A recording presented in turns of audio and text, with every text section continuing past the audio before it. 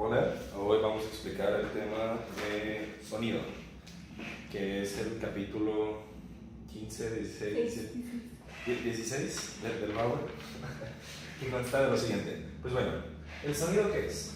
El sonido es un tipo de onda transversal onda longitudinal, que genera una presión. Entonces tenemos, no sé, una fuente.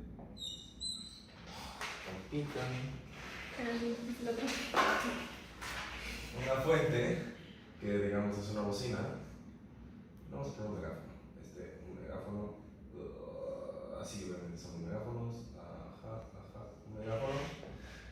El cual va a generar una onda, la cual va a desplazar a las moléculas del aire y va a generar que estas choquen una con la otra y va a generar una diferencia de presión entre cada parte de donde se transfiere la onda. Entonces, las condiciones que necesitamos para que exista sonido es que debe haber un medio.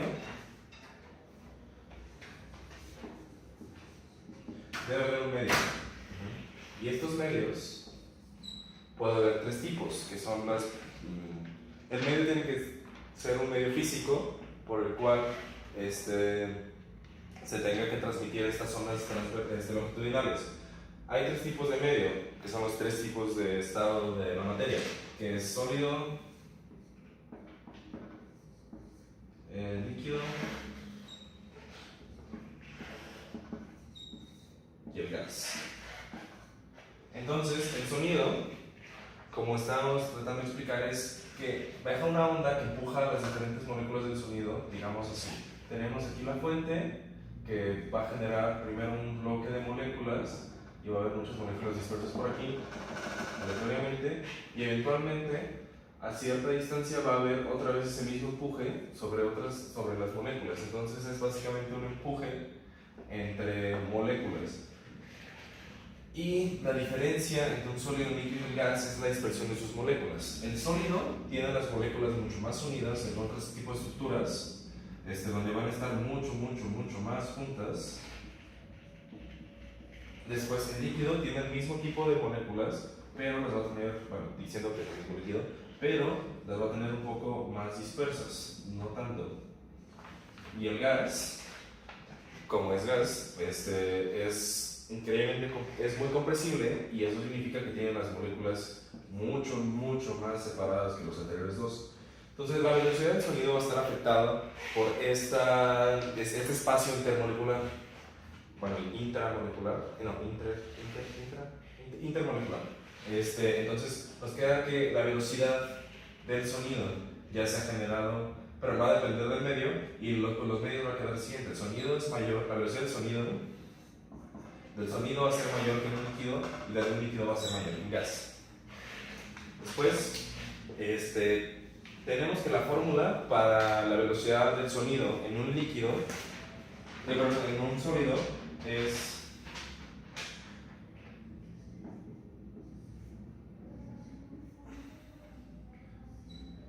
donde Y es el módulo de Young, que nos habla de la transferencia de ondas en un sólido entre la densidad del sólido. Después la del líquido va a ser igual a la raíz del módulo de bulto, que es la compresibilidad del líquido, entre la densidad del líquido, y también va a describir algo de los gases. Entonces esta fórmula describe los líquidos y gases, y es para sólidos.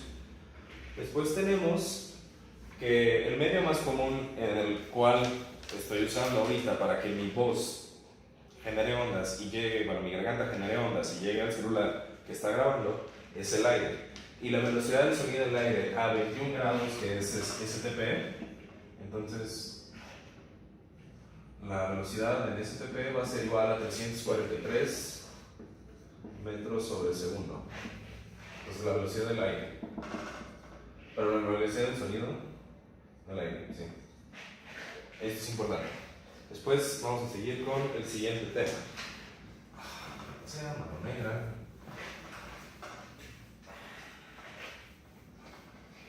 ¿Sí grabar? Si no lo estoy haciendo nada. Sí, perfecto. Perdón.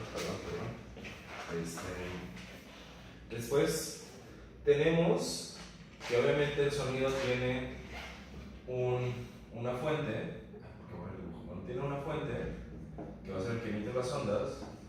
Después va a estar el receptor, a lo mejor es el oído de este amigo que va a oír la fuente. Entonces las ondas van a chocar con su oído y va a hacer que vibre su membrana auditiva y su cerebro va a entender eso como un sonido y que al cerebro le da significado, pero eso no importa. Entonces sabemos que tienes una fuente y tenemos un receptor. Entonces, si la fuente, pero bueno, esto es si la fuente, tanto la fuente como el receptor están detenidos, pero si la fuente se está en movimiento y el receptor está detenido, va a suceder algo en que las ondas, digamos que esta es la longitud de onda, las ondas se van a juntar, porque si tiene una velocidad, o sea, tenemos un objeto en una velocidad en un plano en X y después está generando otra velocidad que es mucho mayor, que es la velocidad del sonido, del aire, la velocidad del sonido del aire, pues se va a compensar un poco de esa velocidad con la velocidad en la que se está moviendo la fuente. Entonces la frecuencia o las ondas se van a poner más juntas y esto nos va a dar a un resultado que se llama el efecto Doppler.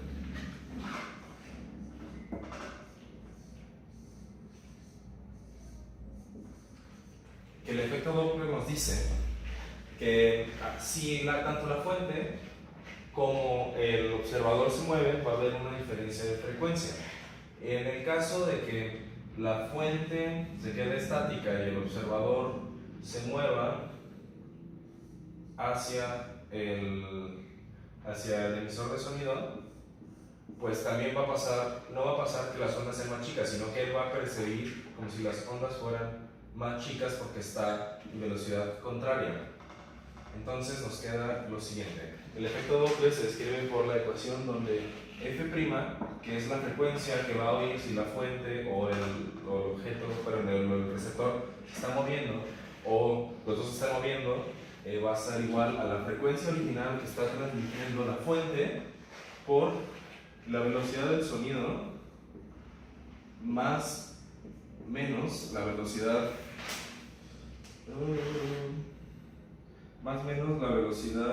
del observador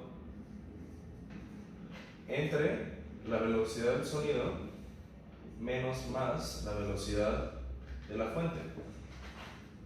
¿Por qué es más menos y menos más? Porque cuando el observador se aleja, cuando el observador se acerca a la fuente va más, y eso significa que la fuente se está... Los signos son así. Cuando el observador se aleja de la fuente es más, y cuando se aleja es menos, y cuando la fuente se acerca al observador es menos, y cuando se aleja es más. Entonces es el inverso, por así decirlo.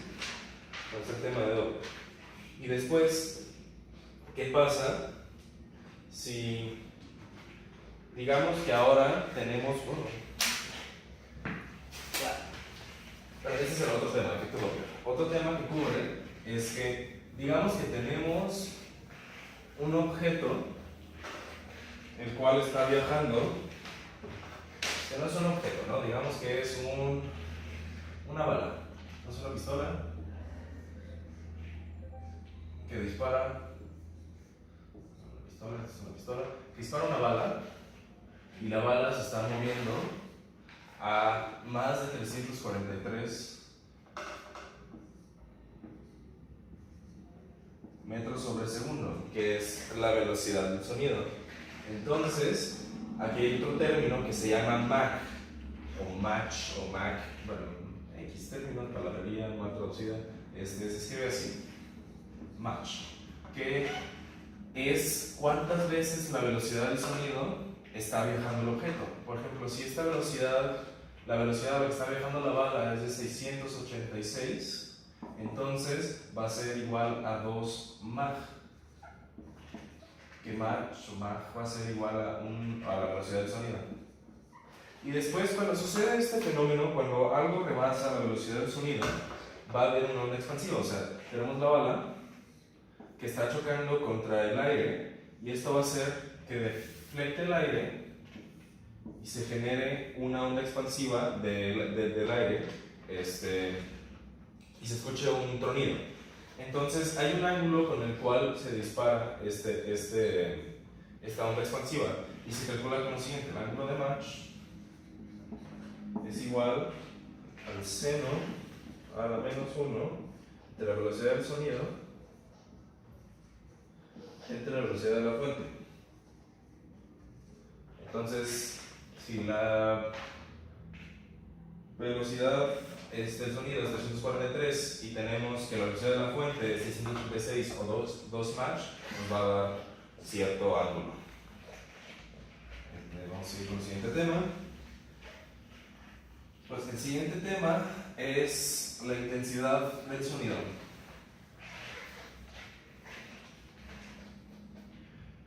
Sabemos que la intensidad es qué tan fuerte se escucha un sonido, por así decirlo. Hay dos escalas. Primero hablemos de la intensidad normal, donde la intensidad de un sonido va a ser igual a la presión que ejerce el sonido entre el área a la cual se va a ejercer ese sonido. Entonces, normalmente el sonido, si tenemos una fuente, el sonido no viaja en una sola dirección, el sonido se propaga en dos direcciones. Entonces, básicamente se va a hacer una esfera a partir de la fuente hasta que choque con algún objeto, digamos que es una pared, pero bueno, por el momento esta fuente va a ser una esfera. Entonces, nos queda que va a ser igual a la presión entre el área, que es precisamente el área. El área va a ser el área de una esfera, que es 4pi por radio al cuadrado. Y esta nos da intensidad, que va a estar en unidades de watts sobre metro cuadrado. Potencias watts y áreas en metros cuadrados. Y después, esto es un poco más complicado porque nos da, no sé, cantidades de 1 por 10 a la menos 4, 1 por 10 a la menos 6. Entonces se llegó a un acuerdo donde se usó otra escala de medidas acorde a lo siguiente. Teníamos que el sonido, la intensidad más pequeña que podríamos oír es de 1 por 10 a la menos 4. O sea, es lo más poco que puede percibir el humano, que está en watts sobre metro cuadrado. Y después la 1 por 10 a la menos 12. No, perdón. La máxima es 1 por 10 a la menos 12. Y la máxima es intensidad máxima que puede recibir el oído humano sin que tenga algún daño, es igual a 1 por 10 a la 12. Entonces tenemos una escala que nos mide un rango entre menos 12 y 12. Y después se usó por convenio que se escribiera de la siguiente manera. O sea que los decibeles va a ser 10 veces, bueno, la intensidad de decibelios, en decibeles porque estamos recorridos, va a ser logaritmo, base 10 de la intensidad a la cual se está escuchando el sonido entre la intensidad 0, que es la que les mencioné antes, 1 por 10 a la menos 12. Y esta es como se calculan los decibeles. Y el rango que podemos oír, ahora ya pasando a decibeles, es de 0 decibeles, que si vemos I0 entre I0 menos 0, que es el sonido más pequeño que podemos oír, y el máximo es 120 decibeles. Entonces, si una persona estuviera escuchando 120 decibeles de sonido, llegaría a un lugar que se llama el umbral del dolor, donde podría incluso reventar el tímpano si se continúa una exposición o se sigue aumentando la intensidad del sonido. Después, tenemos también que obviamente el sonido se genera por ondas. Estas ondas, bueno, digamos que tenemos una bocina aquí, ya no pinta, tenemos una onda, tenemos una bocina aquí que está generando tal onda, así. Después tenemos otra bocina acá que está generando una onda completamente diferente. Entonces, se va a generar, digamos que esta es una frecuencia de 100 kHz y esta es de 200 kHz.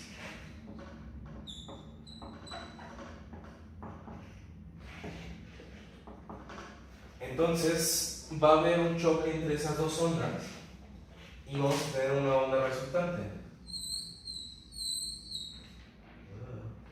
Y esa onda resultante va a ser la frecuencia de pulso. El pulso se escribe como FB, que es igual a la frecuencia 2, bueno, el valor absoluto de la frecuencia 2 menos la frecuencia 1.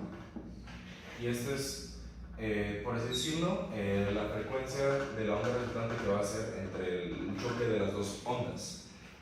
Otra cosa, pues bueno, en este caso las ondas se parecen y están construyendo otra onda, pero ¿qué tal si tenemos una onda? Vamos a escribirlo ahora con la gráfica. Si tenemos una onda que empieza en una amplitud A, comienza, desciende, sube, y después tenemos una amplitud que comienza en menos A, bueno, es una onda que no sé, le ponemos seno de x, y esta le ponemos como menos, y a la otra onda le ponemos como menos seno de x. Se van a interlapar y van a generar una onda resultante, la cual va a tener dos veces la amplitud, que es una onda estacionaria. El problema es cuando tenemos, bueno, el problema esto es una onda estacionaria, que es un tipo de onda constructiva, porque al juntar dos frecuencias que son iguales o son muy parecidas, se están generando una tercera onda que se construyó a partir de estas dos. Pero si tenemos a lo mejor una onda que empieza, perdón, me confundí. Esto es, si tenemos una que empieza, tengo la respuesta al revés. Ignoro lo que dije durante el último minuto. Si tenemos una onda que empieza en A y otra que empieza en menos A, van a interlaparse y la onda resultante va a ser cero, porque si esta es una frecuencia de, no sé, 100 kHz, bueno, 10 kHz, y la otra es de 10 kHz, y vamos a restar aquí, bueno, y la otra es de menos 10, nos quedan menos 10 más 10, bueno, frecuencias, y esta es la frecuencia 2, y esta es la frecuencia 1, nos quedaría que la frecuencia 2 va a ser menos 10, no, perdón, esta es la frecuencia 2, esta es la frecuencia 1, la negativa va a ser la frecuencia 2 y la frecuencia 1. Bueno, el chiste es que la resta de estas dos nos va a dar que es igual a 0, entonces la frecuencia del pulso nos va a dar 0, entonces no significa que es una onda destructiva, porque a veces dos ondas son iguales, pero tienen diferente amplitud, entonces se van a destruir una de la otra. Y después tenemos otro caso, donde tenemos una onda que tiene un sentido en X, y después digamos que aquí hay una pared, por así decirlo, y va a regresar la misma onda en sentido contrario, y se va a generar algo que se llama onda estacionaria, donde estas ondas estacionarias van a ser las ondas constructivas perfectas, porque tenemos una ecuación que describe esta onda como el seno de x, y la otra onda, que es la otra ecuación que describe a la otra onda, es menos seno de x. Entonces el resultado de estas dos va a ser una frecuencia, por así decirla, perfecta, y nos va a dar una onda constructiva. Después, ¿qué pasa si tenemos una onda constructiva dentro de un tubo? Pues bueno, primero depende del tubo. Tenemos dos posibilidades: que tengamos un tubo abierto,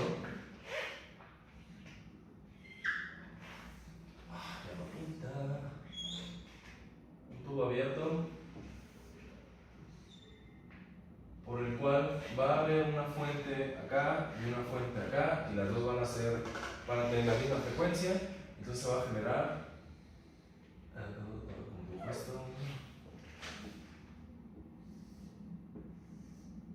generar lo siguiente: se va a generar una onda estacionaria dentro del tubo, pero esta onda, si se dan cuenta, esto es lambda medios, que es la mitad de la longitud de onda, y aquí es la otra parte de lambda medios,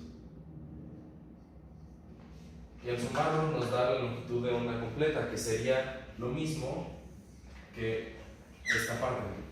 Es como si lo hubiéramos partido a la mitad y hubiéramos desplazado desde este lado y lo hubiéramos puesto en eje de simetría. Entonces, esta ecuación se describe por lo siguiente, perdón. Este sería lambda medios. No, este sería lambda y este sería otra longitud de onda. Y nos queda que para describir este tipo de